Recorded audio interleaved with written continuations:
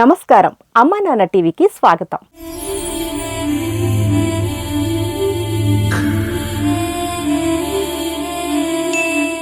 సాటి మనిషి వేదనను తన కష్టంగా భావించి మానవత్వాన్ని చాటుకుంటున్నారు తెలుగు రాష్ట్రాల్లోని సేవామూర్తులు. అందుకే అయిన వారంటూ ఎవరూ లేక దుర్లభ జీవితాన్ని గడుపుతున్న అభాగ్యులను ఆదరించి అక్కున చేర్చుకుంటున్న అమ్మా నాన్న అనాథల పుణ్యక్షేత్రంలో జీవిస్తున్న నిర్భాగ్యులు దయగల దాతల సహకారంతో సంతోషంగా జీవిస్తున్నారు. వివిధ కారణాల చేత ఇక్కడికి వచ్చేందుకు వీలు కుదరని దాతలు వారి కుటుంబీకులచే తోచిన సాయాన్ని పంపిస్తూ మీకు మేమున్నామనే భరోసానిస్తున్నారు.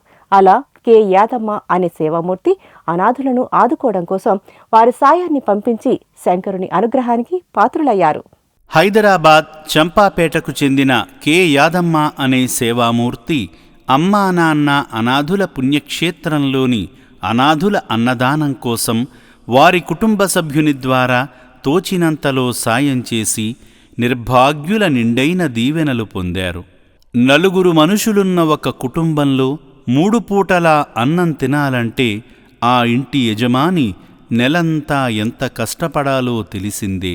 అలాంటిది పూటకు 600 మందికి 3 పూటలా 1800 మంది అభాగ్యులకు ఈ రక్షణాలయంలో సమయానికి అన్నమందుతుందంటే దయార్ధ హృదయంతో అభాగ్యుల ఆకలిని అర్థం చేసుకుని సాయం చేస్తున్న మీలాంటి మానవదేవుళ్ల వల్లనే. ఈ అభాగ్యులకు మీరు చేసే సాయాన్ని ఆ సోమనాథేశ్వరుడు చూస్తూనే ఉంటాడు. సాటి మనిషిగా సమాజానికి సేవ చేస్తున్న మీ అందరి కుటుంబాలలో సిరి సంపదలు కురిపిస్తాడు. అనాథులంటూ లేని సమాజమే లక్ష్యంగా నెలకొల్పిన అమ్మా నాన్న అనాథుల పుణ్యక్షేత్రంలో 100 మంది అభాగ్యులు కూడుకు గుడ్డకు లోటు లేకుండా సేద తీరుతున్నారంటే సాటి మనిషికి సాయం చేయాలనే తపన కలిగిన మీలాంటి దయగల మూర్తుల వలనే. మీ ఇంట జరిగే శుభకార్యాలను, వర్ధంతి కార్యక్రమాలను ఈ పుణ్య ప్రదేశంలో జరుపుకుని అనాథుల సేవలో, ఆదిదేవుని సేవలో తరించి ఆయురారోగ్య అష్టైశ్వర్యాలతో జీవించండి.